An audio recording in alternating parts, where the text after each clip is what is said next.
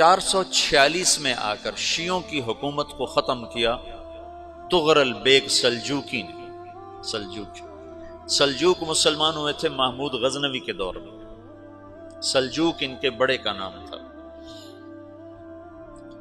تو ایک دفعہ محمود غزنوی نے سلجوک سے پوچھا اگر مجھے تیری مدد کی ضرورت ہو تو کتنے آدمی پیش کر سکتے ہو؟ تو اس نے ایک تیر دیا، کہا یہ ایک تیر ہے میرا،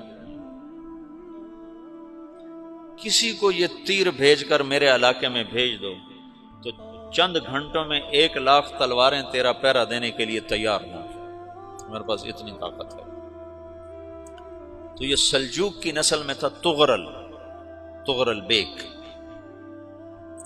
اللہ تعالیٰ نے جب عرب زوال کا شکار ہو گئے اور ضعف کا شکار ہو گئے، جیسے بڑھاپے کا کوئی علاج نہیں، جب قوموں پہ زوال آتا ہے تو اس کا بھی کوئی علاج نہیں، پھر اور قوم کو جگہ ملتی ہے۔ جیسے بڑھاپا ایک فرد پہ آتا ہے، ایسے بڑھاپا قوم پہ آتا ہے۔ قوم کا بڑھاپا جوانی میں نہیں لوٹ سکتا، جیسے فرد کا بڑھاپا جوانی کی طرف نہیں لوٹ سکتا، قوم کا بڑھاپا جوانی کی طرف نہیں لوٹ سکتا، کوئی علاج نہیں، نئی نسل کا آنا ہی علاج ہے۔ تو عرب دھل چکے تھے، 600 سال بہت ہوتے ہیں حکومت کو، اپنی صفات گم کر چکے تھے، اب نئے خون کی ضرورت تھی۔ تغرل بیگ پہلا شخص تھا جس نے آ کر اہل سنت والجماعت کو استحکام بخشا، شیعوں کی حکومت کو ختم کیا، بغداد سے، شام سے، ان سارے علاقوں سے۔ صلاح الدین ایوبی نے اسماعیلی شیعہ کی حکومت کو ختم کیا، مصر۔ العاضد ان کا آخری خلیفہ تھا۔ صلاح الدین ایوبی نور الدین زنگی رحمۃ اللہ علیہ کا پروردہ تھا، اس کا دوست تھا، اس کے دوست بھی تھا، بچہ بھی تھا اس کے سامنے، زیادہ لکھنے پڑھنے کا شوق تھا۔ پھر اللہ تعالیٰ نے اس سے کام لیا اور اس کو مصر کا گورنر بنا کے بھیجا، مصر کی مدد کے لیے بھیجا۔ تو وہاں اس نے صلاح الدین ایوبی نے وہاں ختم کیا، تغرل بیگ نے یہاں ختم کیا۔ تو پھر سلجوک جو تھے نا یہ اقتدار میں آئے، ادھر ختم ہو گئی سلطنت بنو عباس کی، مصر ایک چھوٹی سی ترکوں کی سلطنت۔ تو اللہ تعالیٰ پھر مرکزیت کے لیے ایک نظام چلایا، دو لشکر آپس میں لڑ رہے ہیں ایک میدان میں، ایک جنگلی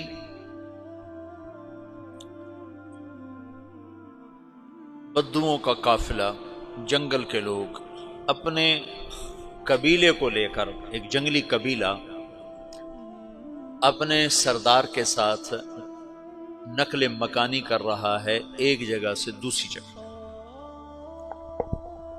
اللہ کا نظام کہ یہ لوگ چلتے چلتے چلتے اس وادی میں پہنچ گئے جہاں جنگ ہو رہی ہے، دو لشکر آپس میں لڑ رہے ہیں۔ جب یہ وہاں پہنچتے ہیں تو ایک لشکر کے قدم اکھڑ رہے ہیں اور دوسرا غالب آ رہا ہے۔ ان کو نہیں پتا شکست کھانے والے کون ہیں اور فتح پانے والے کون ہیں، ان کو نہیں پتا۔ اس جنگلی قبیلے کے سردار کا نام بھی تغرل ہے، تغرل۔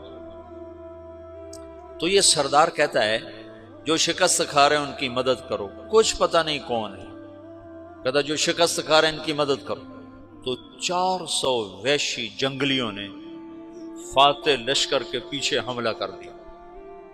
وہ تو ایک کافی ہوتا تھا، 400 دوڑ جب تلواریں پڑیں تو چند لمحوں میں نقشہ بدل گیا، بھاگنے والے جم گئے اور جمنے والے بھاگ پڑے۔ جب جنگ ختم ہوئی تو شکست خوردہ لشکر کے بادشاہ نے ان کو بلایا، اسے پوچھتا ہے مجھے جانتے ہو میں کون ہوں؟ کہا نہیں۔ کہا تو تم نے میری مدد کیوں کی؟ کہا انسانی ہمدردی کی وجہ سے، تمہیں شکست ہو رہی تھی اس لیے تمہاری مدد کی۔ اور اس نے اپنا تعارف کرایا، میں ہوں سلیمان سلجوکی، ترکی کا بادشاہ۔ مسلمانوں کا لشکر تھا اور تاتاریوں سے شکست کھا رہا تھا، تاتاری فتح پا رہے تھے، مسلمان شکست کھا رہے تھے۔ تو وہ اللہ کی غیبی مدد بن کر آئے، تو وہ اس سے کہتا ہے میرے ساتھ رہنا پسند کرو گے؟ تم نے میرے اوپر احسان کیا ہے، میں اس کا بدلہ دینا چاہتا ہوں، میرے ساتھ رہنا پسند کرو گے؟ کہنے کا کر لوں گا۔ تو اس نے اس کو لے کر ترکی آیا، اور استنبول اس وقت روم کی حکومت میں تھا، اسے فتح کیا اس تغرل کے آگے چوتھے پانچویں پڑپوتے محمد فاتح نے۔ تو یہ استنبول ہے، یہ ترکی ہے، بیچ میں ایک چھوٹا سمندر ہے، یہاں ایک جاگیر ہے۔ تو سلطان سلیمان کہتا ہے یہ جاگیر تجھے وقف ہے، ادھر سے رومی مجھے تنگ کرتے ہیں حملے کر کر کے، تو میرا دفاع کرتے رہنا، یہ جاگیر تیری۔ اس جاگیر پہ اس نے اپنے قافلے کو آباد کر دیا، اپنے قبیلے کو، اور ایک چھوٹی سی حکومت بنا لی، جو ایک صوبہ سمجھو سلمان سلجوقی کا، وہ ایک چھوٹا سا صوبہ ہے۔ وہاں جب یہ رہ پڑا تو پھر یہ ایک شیخ کے بیت ہوتا ہے، وہاں شیخ طریقت ہے، ان کے یہ بیت ہونے جاتا ہے، وہ اس کو رات اپنے پاس ٹھہراتا ہے، تو ایک کمرے میں ان کو ان کا خادم ٹھہراتا ہے۔ یہ جب کمرے میں جاتا ہے تو سامنے دیوار میں تاکچے پر قرآن پڑا ہوا ہے، تو یہ تغرل بیگ کہتا ہے یہ کیا ہے، یہ کیا ہے؟ تو وہ خادم کہتا ہے یہ کتاب اللہ ہے، قرآن ہے۔ اچھا، وہ اس کو وہاں چھوڑ کے باہر چلا جاتا ہے۔ وہ دیہاتی آدمی، جنگل کا رہنے والا، پہلی دفعہ زندگی میں قرآن دیکھا، وہ کہتا ہے یہ قرآن ہے، اللہ کی کتاب ہے، میں اللہ کی کتاب کے سامنے سو جاؤں، کتنی بے ادبی ہے۔ تو اس نے ایسے قرآن اٹھایا اور سر پہ رکھ لیا اور کھڑا ہو گیا، ساری رات قرآن سر پہ رکھ کے کھڑا رہا۔ رات کے پچھلے پہر اس کو خواب آیا، کھڑے کھڑے اس نے دیکھا کہ اس کی پشت سے ایک چاند نکلا اور شیخ کی بیٹی کے سینے میں جا کے اتر گیا۔ پھر اس لڑکی کے سینے سے ایک درخت نکلا جو پھیلتے پھیلتے پھیلتے 3 بر اعظم پہ چھا گیا، افریقہ پر، یورپ پر، ایشیا پر۔ پھر اس کی آنکھ کھل گئی، وہ کھڑا ہوا ہے، تو اس نے صبح یہ خواب اپنے شیخ کو سنایا، تو انہوں نے اپنی بیٹی اس کے نکاح میں دے دی۔ اس بیٹی سے ایک بچہ پیدا ہوا، تغرل بیگ نے اس کا نام رکھا عثمان، عثمانی ترک نام سنا ہوا، جو میں نے کل بتایا تھا کہ 1924 میں وہ خلافت ختم ہوئی۔ تو ایک بیٹا پیدا ہوا عثمان۔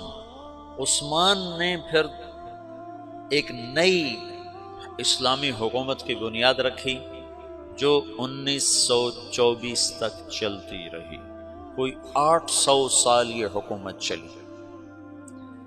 تو حکومت کا شیرازہ بکھرا، لیکن پھر جڑ جاتا تھا، اور وہ قرن اول والا جوڑ کبھی نہ پیدا ہوا، ٹکڑے بن گئے۔ ان ٹکڑوں میں اللہ لوگ پیدا کرتا رہا جو دعوت دیتے رہے، دعوت زندہ رہی۔ جو تربیت کا نظام تصوف کے ساتھ تھا اب وہ تبلیغ کے ساتھ۔